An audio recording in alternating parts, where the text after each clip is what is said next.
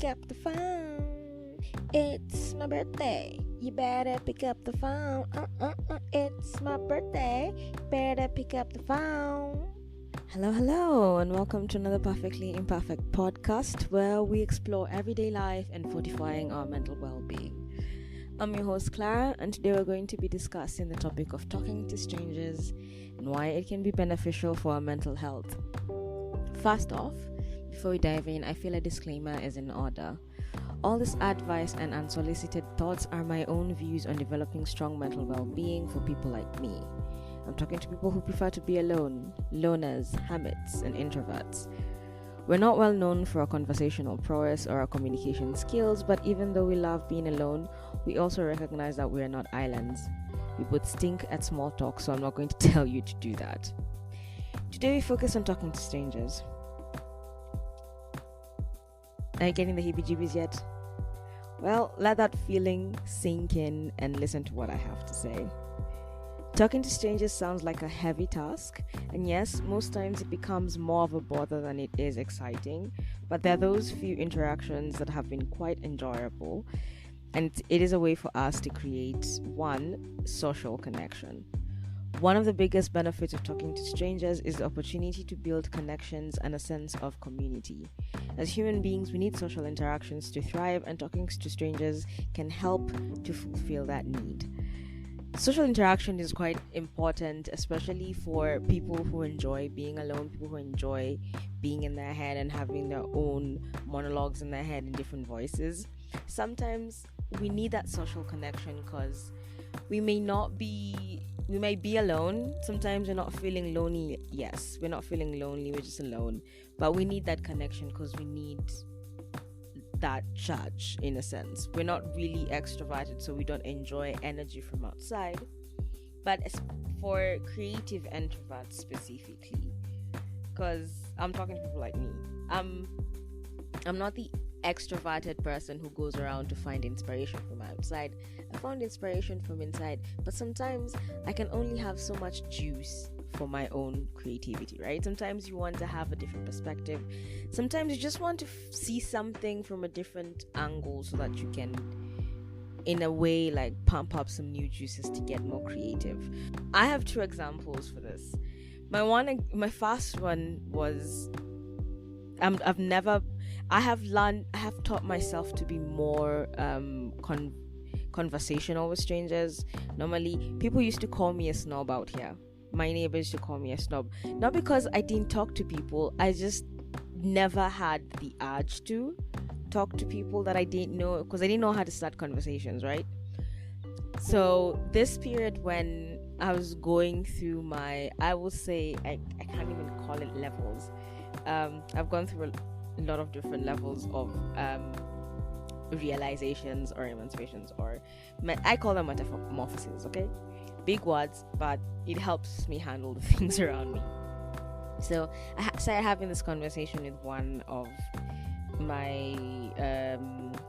the guys who sells his things, one of the kiosk guys in Aduka. His name is Kilonzo. He used to be a DJ. I learned that from having several conversations with him when I was going there to buy my stuff, mostly cigarettes, and I learned about so much from him. I learned about how he used to DJ back in the 90s, and he was still taking himself to school, and he used to do like Nyanza House. He used to do a lot of reggae, and si wakama na reggae tunajua tunapenda reggae. So if I didn't have time to converse with him, I wouldn't have had that experience to learn about him being a DJ and, you know, like all the things he had to go through, even him setting the kiosk, because he was the only guy who had a kiosk that had most of the things we needed when we moved here. And I knew that was the only shop that I would go to because I would get what I wanted. And that's one experience that I think right now we're really good friends. Like, it's not like I'm not like friends till I take advantage of him.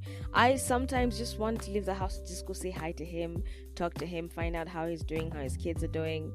You know, it's different because sometimes by the time you get to purposefully be leaving your house for a reason, because again, we we introverts like being at home, but home is very comfortable, but sometimes it gets really uncomfortable because we have been marling in our own chaos, and we're not really good at tidying our own chaos, the physical chaos, because our mind is also untidy and also chaotic on the inside. So sometimes you just shut it out and have a different conversation, or just shut out the voices. You go out there and you create new social connections, right? That's one. The second one is you break out of your routine. So breaking out of routine while you're interacting with strangers, you can also break up the monotony of your daily routine and provide new perspectives, which can help to boost creativity and overall mental well-being. I like this. This is more so me now than it was when I started. Because when I started, for me, I just wanted to create that connection, because I felt I didn't have connection to the people around me, right? So that is where I started. But nowadays, to me, it's mostly about breaking routine, because my normal everyday routine is really boring. Like I said, I don't work a 9 to 5. I do different things. I try to source my income from different things and different skills that I have. So on a normal day when I don't have anything to do, which is most of my days, I wake up around 11 or 10 if I'm lucky. If I'm unlucky, I'm up by 8, 7, or sadly 9. I mean, it's not that early for you guys, but it's early for me. I would spend, I think, 15 minutes scrolling through my phone, and then I'd wake up, feed the cats, and then I'd switch on my computer, and then I'd continue whatever I was doing the night before, because I have shitty sleeping schedules too. I have insomnia, so that's how my daily routine happens. And once I am on that cycle, because again, I don't do good focusing exercises. I do hyper focusing, where I focus on a specific task or tasks altogether, because again, sometimes it gets boring when you're focusing on one. And while you're doing that, like we say 3 or 4 days, fululis, or like straight up every day the same thing, I might be working on the same content over and over again, because I do reviews. So sometimes, and this is most times, I have this thing where I think my work needs to be perfect. So if it's not perfect to my level, which again, I need to learn to be just fine with good enough, right? So I get that, I go through that cycle, and I have been through depression, and anyone who's been through depression, this is something we always know. If you've been through it once, you're prone to have it all the time. So after a while of doing it, let's say like 2 or 3 weeks of non-stop doing the same thing over and over again, it could be an article, it could be a video, it could be one of this podcast stuff I'm trying to create, like a talking point layout on stuff, or a mind map that I'm working on, all that stuff. I end up having my bouts of depression. And nowadays they've changed from just being like sinking feeling of being stuck in a rut. It's more a combination of anxiety, frustration, and just that pressure living in that environment. So what has become my thing nowadays is, back when I started talking to strangers, I used to do the go big or go home thing, but nowadays I'm just chill. So sometimes I just randomly just walk out of the house and I go, there's this place close to my house. It's a Wines and Spirit. A lot of the guys that I know are always there, and this is something I think you'll realize in Nairobi or Kenya. Most of people my age and younger are drinking more. I don't have any statistics on that. It's just like, it's something I have noticed, and a lot of people have noticed, and it is a thing. So I meet them there. They're either drunk or coming off a bender, or want to log, or they just seated there. They just want to have talk and hang out. And sometimes I go there and I chill out for like 15 minutes. I really enjoy those walks, and it's an everyday thing. So I mostly leave either early in the morning or in the evening, but at least every day I walk out of the house, or every 2 days. Sometimes I never leave the house. So when I go there, I just enjoy seeing people. I enjoy watching people. I'm an observer, so I just sit down and I watch. And I see interactions. I see new relationships that have been formed. I see relationships that have been broken up. I don't ask questions. I like to gossip. I won't pretend I don't like to gossip. I like hearing stories about people that I know that I have missed, or neighborhood gossip, just like that. And then just experiencing different perspectives from all the entities and diverse people that are there. Because in that group you have like soon to be mothers, you have single parents, single mothers, single dads, you have family members who moved from different parts of the country and came here to work, you have like the owner of the Wines and Spirit. It's just like different types of characters that you just like listening to them, like experience, just distracting yourself from your own fucking problems. That's why I like doing this, and it is quite something, because it does boost my creativity, especially when it comes to storytelling, because I like writing. So sometimes I get really good ideas from them. I really get good ideas. Sometimes I end up just, I'd say, preaching and testifying about good TV shows. Sometimes I help people. Sometimes people enjoy what I give them. Sometimes people hate what I give them to watch, and we do the same, reciprocate. I get new things to watch from there. It's good to see and learn things from other people. The third thing that makes talking to strangers a good thing is that it reduces loneliness and isolation. Talking to strangers can also help to alleviate feelings of loneliness and isolation, which can lead to improved mental health and overall well-being. That's true. I think I've explained that as deep as I can in the previous point, because we always say that we don't feel lonely, right? We just feel alone. But that's the thing, that's a feeling of isolation. We isolate ourselves when we're trying to deal with issues. Different people isolate for different reasons. Some people isolate because they're going through emotional stuff, and since they were kids, that's how that default. They were left to handle their own emotions by themselves, and that's how they work, right? Sometimes we isolate because we feel like we're spiraling and we need a breather. We're not good with communicating. Again, we don't go around telling people, oh, I'm gonna need a break, could you give me a break? I mean, I wish it was easy. We don't do that, right? So just talk to strangers. I will say it could be a random conductor, it could be a random guy, like you're buying a phone and you just strike up a conversation out of absolutely nothing. Sometimes try it. You don't have to actually have like it planned out, because we do this thing where we stand up in front of the mirror and we practice what we're gonna say and all that stuff, but it never really goes that way, does it? No, it doesn't. The other thing about talking to strangers is that it improves self-esteem. Now, I'm not so sure about, well, if I come to think of it, yeah, talking to strangers can also help to build confidence and self-esteem, as it requires us to put ourselves out there and interact with others. This, I can say, is from a professional point of view, because I've been finding myself on solo missions when it comes to professional settings. Last year, I had the chance to be part of this roundtable conversation about esports in Kenya, and it was hosted by the embassy of the French embassy, and I was just thrust in there. No one was there that I'm working with. It was just like new people. I mean, 2 people I recognized, yes, who knew me, but the rest were just new people. And I just remember swallowing my fear and anxiety. I was just like, oh my God, I need to speak, because there's no one else to speak for me here. I need to be. So I think it's from practice, because I had to talk to a lot of strangers when I started working with these new guys I'm working with. And so I think it's from that. Because there's sometimes you just have to do what you have to do.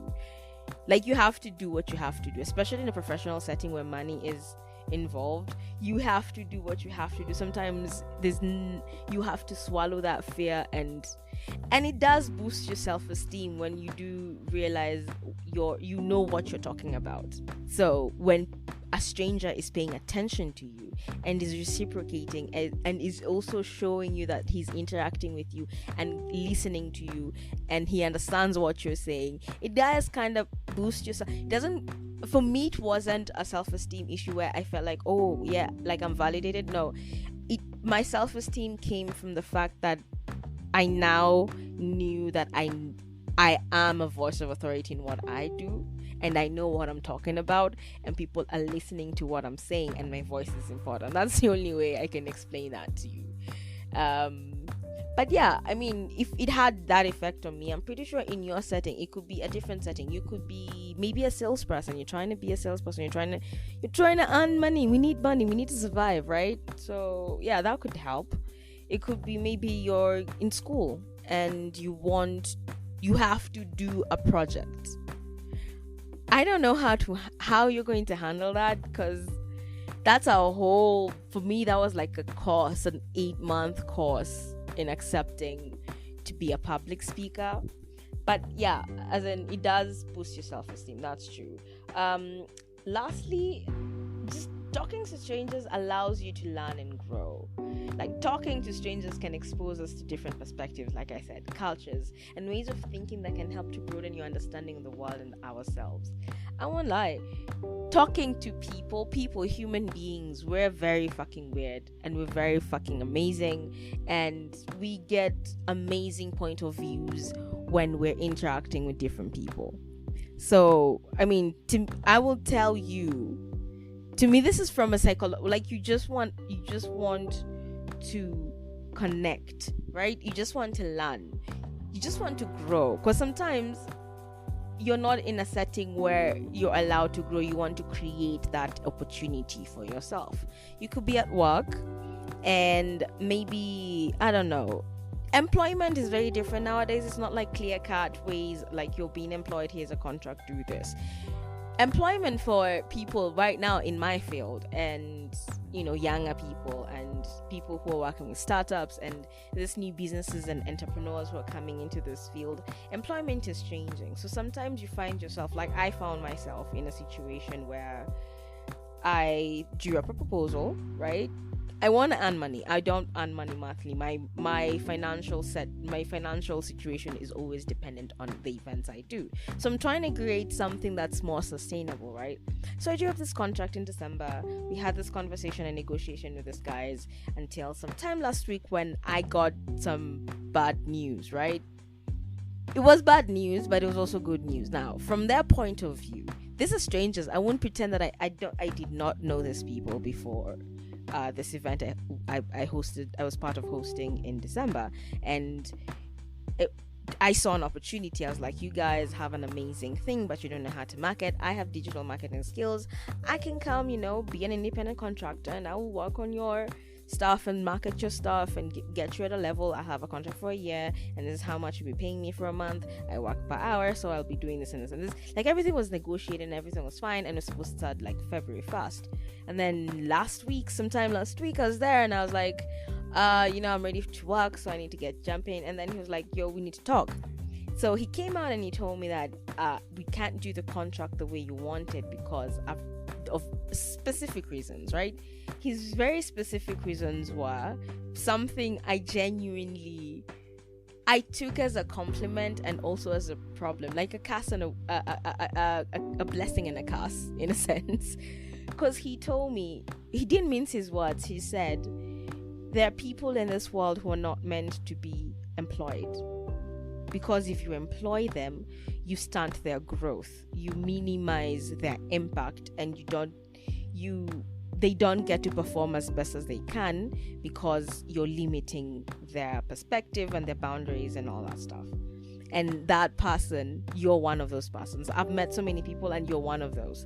So instead of me or us having this deal this way, this is what we're going to do. We're going to convert this independent contractor work for me for 1-year deal into a partnership deal where you do your shit, I do my thing. We just collaborate and do amazing things, and I earn from that and they earn from that, and that's it.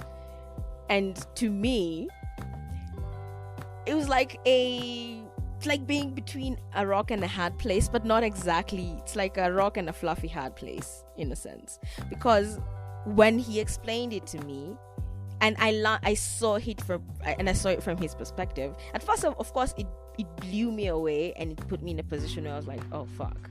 Like, why are you I want that contract because it gives me a sense of stability.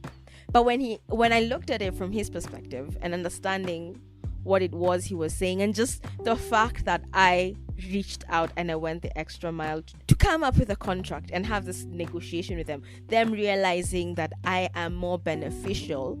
Instead of working on just digital marketing, I can work as I do my shit. Like, give me the freedom that I need so that he can see the benefit of us growing together, instead of just limiting my growth and using what I have or my skills to expand his business where he benefits and I get bare minimum, right?